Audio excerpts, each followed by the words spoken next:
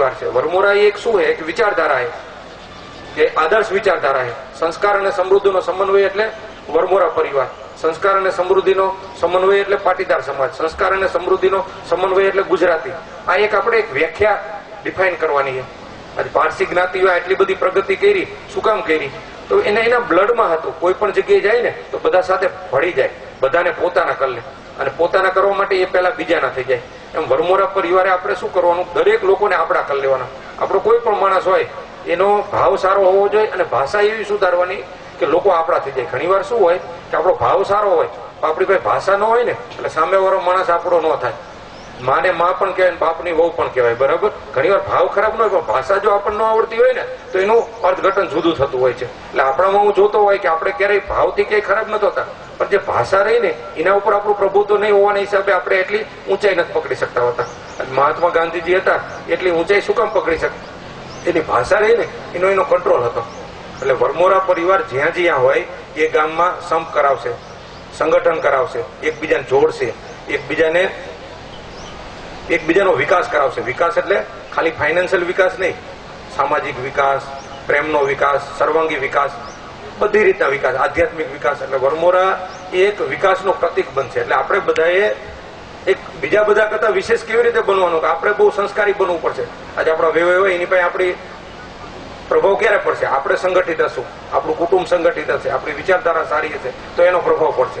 અને લોકો એવું ગૌરવ અનુભવવા જોઈએ કે અમે વરમોરા પરિવારમાં દીકરી આપી છે, વરમોરા પરિવારથી અમે દીકરી લીધી છે।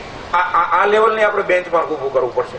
આજ પાટીદાર સમાજ હોય તો પાટીદાર સમાજ આપણા વડીલોએ એટલે બધે ગુડવિલ બનાવેલી છે કે બીજો સમાજ હોય ને એના દીકરા દીકરીનો સંબંધ કરવાનો ત્યારે એક વાત કરતા હોય કે મારા દીકરા દીકરીના મિત્રો રહ્યા ને એ પાટીદાર સમાજના દીકરા દીકરી હારે મારા દીકરા બેઠક ઉઠક રાખે છે, એનું એક ગૌરવ લેતા હોય। આ આપણો એક બેન્ચમાર્ક હતો। એમ એમાં ઇન્ડિવિજ્યુઅલ ઓર નીચે આવો ત્યારે વરમોરા પરિવારે આપણે બધા એવું બનાવવાનું કે આપણો વ્યવહાર રહ્યો ને એવું ગૌરવ અનુભવવો જોઈએ કે અમે વરમોરા પરિવારમાં દીકરી આપી, એની દીકરી લીધી છે। આપણા દીકરા દીકરીને એટલા સંસ્કારી બનાવવાના કે એ પાછું સામેવાળાનું પરિવર્તન કરે, બધાના વિચારોનું પરિવર્તન કરતો જાય। આપણી દીકરી કોઈના ઘરમાં જાય તો એનું કુળ તાળી જ દેવી જોઈએ, અને કોઈ દીકરી આપણા ત્યાં આવી બરાબર તો એને પણ આપણે આપણા પરિવારની વેલ્યુમાં વધુ મોટી કરતી જવાનું। એટલે વરમોરા એક મારી કલ્પના એવી કે એક વિચારધારા બને। અને મિત્રો, મનુષ્ય જીવન બહુ નાનું છે। આમાં જે માણસ, મેં તો ઇતિહાસના ઘણા બધા પાત્રોને વાંચ્યા, એ બધા એક લેવલે આપણા લેવલે જ હોય પણ એના પોતાના મગજની ક્લિયરિટી કરી ને પછી 10 વર્ષ 15 વર્ષ 20 વર્ષમાં એ મહાન બની ગયા હોય છે। આજે મરી ગયા પછી પણ દુનિયામાં એનો સંદેશો મળતો હોય છે। એટલે આમાંથી બેઠેલા કોઈ પણ માણસ, ગાંધીજી એવું કહે છે કે अपने प्रयोजन में दृढ़ विश्वास रखने वाला सूक्ष्म शरीर इतिहास का रूप को बदल सकता है। કોઈ પણ માણસ એકવાર ધારી લે કે મારે આ કરવું છે એટલે કંઈ પણ કરી શકે। આજે તમે કોઈ પણ વસ્તુ ધારશો મારે આર્થિક રીતે સમૃદ્ધ થવું હોય એટલે ઓટોમેટિક તમને એવા માણસો મળતા જશે કે તમારો વિકાસ ઓટોમેટિક થશે। એટલે કોઈ પણ વસ્તુ કોઈ પણ માણસ ધારે છે ને એટલે એચીવ કરે છે। ક્યાંથી આવવું ને એ બહુ મહત્વનું નથી, ક્યાં જવું ને એ બહુ મહત્વનું છે। આપણે બધા તો લકી છીએ કે આપણને જન્મ સાથે સંસ્કાર અને ઘણો બધો વારસો મળ્યો છે જે બીજા ઘણા બધા નથી મળતો હોતો। તો આપણે તો એ પ્રમાણમાં બીજા બધા કરતા તો વધુ સમૃદ્ધ છે કે બીજા બધા કરતા આપણો એકડો વધુ ઊંચાઈથી ચાલુ થયો છે। પણ એ ચાલુ થવું એ શરૂઆત છે। પછી જો તમે એનો લિવરેજ ન લો, એનો લાભ ન લો અને લાભ આપો નહીં તો મતલબ શું છે? એટલે આપણે દરેકનો સહકાર લેવાનો, સહકાર આપવાનો। કોઈનો સહકાર નહીં લઈ તો સહકાર શું આપશું? એટલે આપણે પોતાએ વિકાસ કરવાનો અને બીજાને કરાવવાનો, આપણે પોતાએ મહાન બનવાનું અને બીજાને બનાવવાનું। પરમાત્માની વ્યાખ્યામાં સ્વાર્થ પછી પરમાર્થ આવે। પોતે જો ઊંચાઈ નથી પકડી બીજાને ક્યાંથી હાથ પકડી શકશો? અને આ આપણા એક બ્લડમાં નાખી દે, આપણી એક ડીએનએમાં નાખી દેવાનું છે। અને મિત્રો, 21મી સદી જે લોકો આર્થિક રીતે સમૃદ્ધ થશે એની સાથે લોકો વધુ સારી રીતે જોડાશે। એટલે આપણે બધી પૂજા કરવાની છે, તન મન ધનની તણેતણની પૂજા કરવાની છે।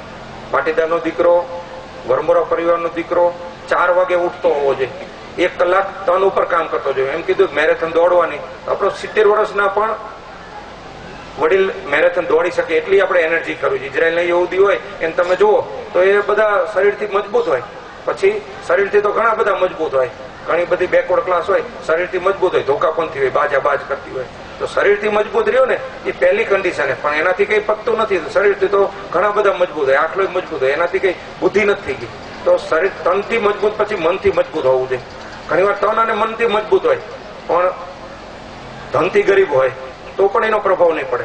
એટલે પાટીદારનો દીકરો તન મન અને ધન આ ત્રણેયની પૂજા કરતો હોવો જોઈએ. ભૂતકાળમાં એવું કહેતા ને કે જણની જણ જે કાં ભક્ત કાં દાતા કાં સૂર નહીતર રહેજે વાંજણી મત ન ગમાઈશ નૂર. હું મારા વરમોરા પરિવાર માટે, મારા પાટીદાર સમાજ માટે મારી અપેક્ષા એ છે કે પાટીદાર રહ્યું ને ઓલામાં એવું કહેતા ત્રણમાંથી એક ગુણ લઈ લે ને તો ચાલે. કાં તું ભક્ત હોય તો એ વાંધો નહીં માને કે તારો દીકરો કાં દાતા હોય તો વાંધો નહીં, કાં તારો દીકરો સુરીર હોય, ત્રણમાંથી એક ગુણ હોવા જોઈએ. નહીતર તમારે તું જો એના સિવાયનો કોઈ જન્મ આપીશ ને તો તે તારો જન્મ તે જે બાળકને જન્મ આપ્યો એનો કોઈ મતલબ નથી. હું પાટીદાર માટે એવું કહું છું કે આ ત્રણેયનો સમન્વય, પાટીદાર એટલે ભક્ત દાતા અને સુરવીર, આ ત્રણેયનો સમન્વય પાટીદારમાં હોવો જોઈએ. એ ભક્ત પણ હોવો જોઈએ, એ દાતા પણ હોવો જોઈએ અને સુરવીર હોવો જોઈએ. સુરવીર શેના માટે? અન્યાય થતો હોય ત્યારે અન્યાય સહન ન કરે, અન્યાયને એ રસ્તો કાઢે એનો. એટલે એવી રીતે સુરવીર એટલે કોઈને દબાવાય સુરવીર નથી, જે સાચો વિષય છે એને એની સાથે ઉભું રહેવું એ સુરવીરતા છે.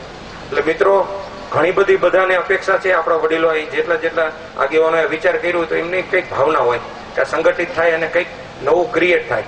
તો એમને જે વિચાર કર્યો હોય એ વિચાર ક્યારે પૂરો થાય? દરેકે પોતપોતાની રીતે એમાં કોન્ટ્રીબ્યુશન આપવું પડે.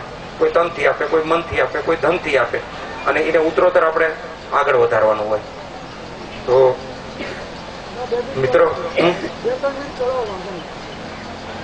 એટલે અને કોઈ પણ જગ્યાએ આજે 21મી સદીમાં તમારે દુનિયામાં બધું બનેલું જ છે, તમારે એની કોપી કરવાની છે.